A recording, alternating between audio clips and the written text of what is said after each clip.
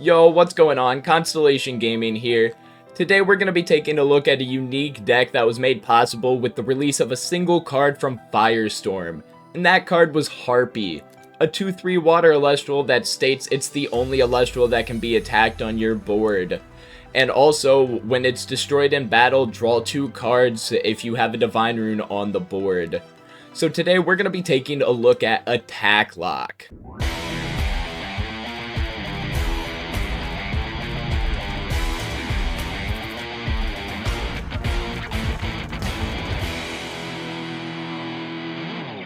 So the concept of this deck is pretty simple. We want to get either 2 Harpies on board, or 1 Harpy and 1 Fun Guide, or 2 Fun Guides on board to create an Attack Lock.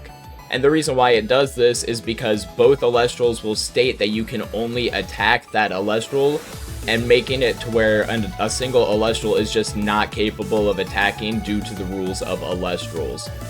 Now, a lot of our deck is simply just combo pieces to get this going, such as Foamy.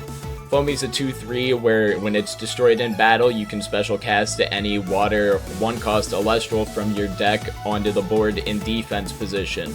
So you can easily utilize this turn 1 drop, let them destroy Foamy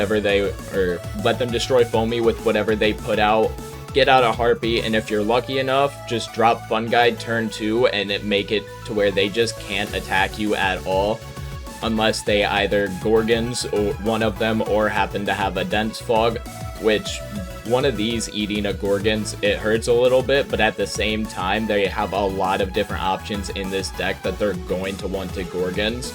And if they do happen to Gorgons it, then we have our back row to possibly protect it in those instances. So we want to get Foamy turn 1, then whatever's most optimal. That would be our best play. Now we have 2 Galaxy here. Galaxy works extremely well in this deck. Both base set and the new Galaxy work really well in this deck because, as you can see, we have a lot of Elestrals with a big butt. They have a lot of defense and not much else. So we're going to use Galaxy in both of them in order to fully utilize our big defenses that we're going to be wanting to put out in order to pair with our Follow the Wisp and our guys to create a possible attack lock for a single turn. Then of course we have Firestorm Galaxy. This is just extremely strong right now. Pretty much it's just this Galaxy on steroids. It's able to help you out your opponent's entire board possibly. If they have a bunch of attack position guys with low defense, this will work great in your favor. If they have high defense guys such as Aster Rabbit, you can play Galaxy and just utilize this to swing over it like an Eddy, but better. Because it can also make like your Peliquarius a 4 attacker and your Smoltuga a 5 attacker on that turn. Then we have the 3 Harpy that we can search out that we have already talked about, and 2 copies of Smoltuga. Smoltuga is here so we can easily find our Fun Guide, plus it pairs really well with both the Galaxies in order to make it a 5 attacker. But so we can consistently find our Fun Guide is the main reason why we're playing our Smoltuga. It's an extremely good card in this deck, which is also why we're playing 2 copies of Peliquarius. Peliquarius will allow us to either possibly search out the Harpy we're missing or any one of our pieces that we might be needing at that moment. It might take a few turns, but it can actually weirdly search out Fun Guide too if you need it, because you can Peliquarius, then Smoltuga, then Fun Guide. I know that's an extremely slow play, and that's not optimal, but it is a possible line of play that's there. It's not a good line, and I will be frank about that. It's not a good line of play that you want to play, but it is a possible line. Then you've got your 2 copies of Eruption. This is going to be your main way of ending the game.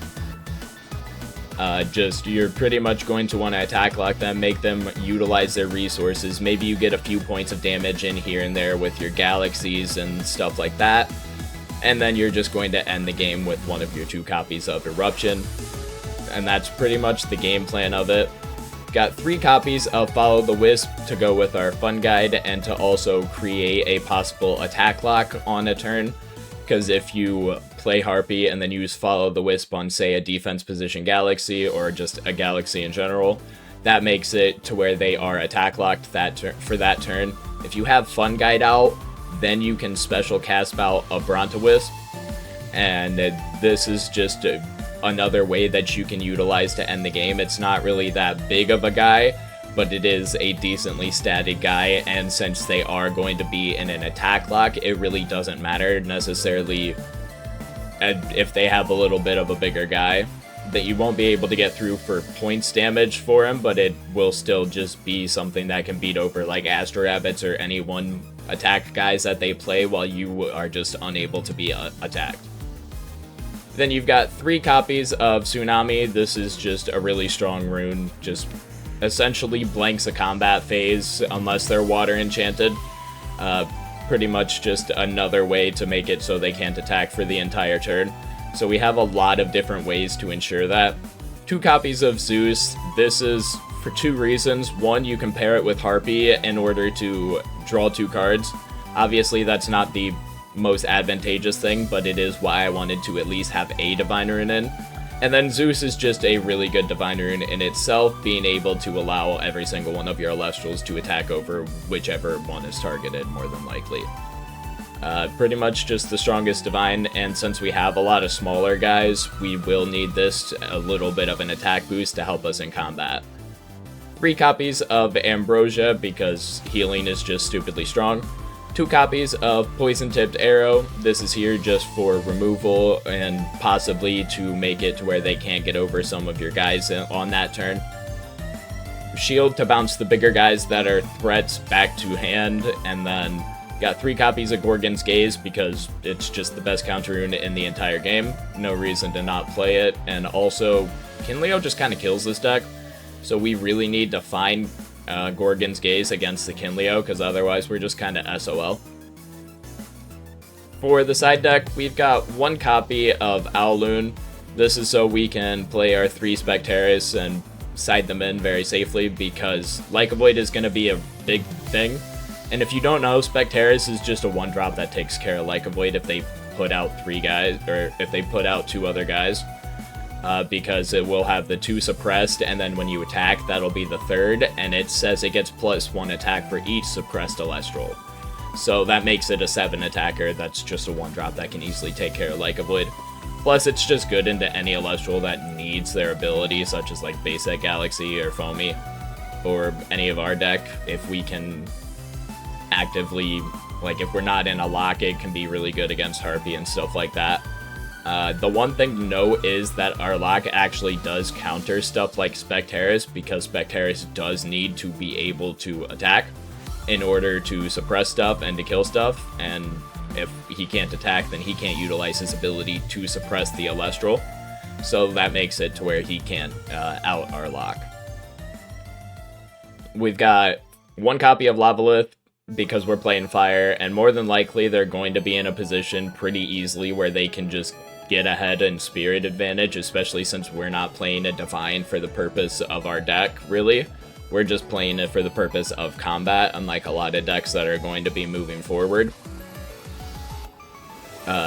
We've got 3 copies of Eddie, because Rabbit's a big problem for this deck.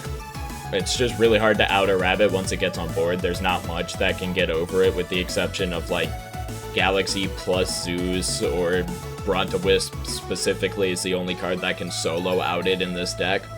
So just having the ability to sideboard it into like kind of a 5s deck if you need to is really nice too. 2 copies of Galaxair, again, more outing of Eddie, plus also it works better, or more outing of Rabbit, not Eddie. It works better in our normal deck because we have a lot of big defense guys that we can utilize Galaxair's effects with also. So it works well in tandem with our base deck, plus also if we're swapping into like a 5s type deck in order to kill like Astro Rabbits that are being played, or if we're struggling to keep up momentum and get our lock going, that's an option. 3 copies of Hurricane, because back row is just going to be very prevalent this game, and we are playing literally all of the spirits to play a hurricane, so if we notice that somebody's just not respecting it, we can easily just sight it in and punish them. This is a card that I just wanted to try out, see what it's worth. Suriko of Notice. Until end of turn, players must also expend 2 in order to declare an attack with an Elestral that's not wind or fire enchanted.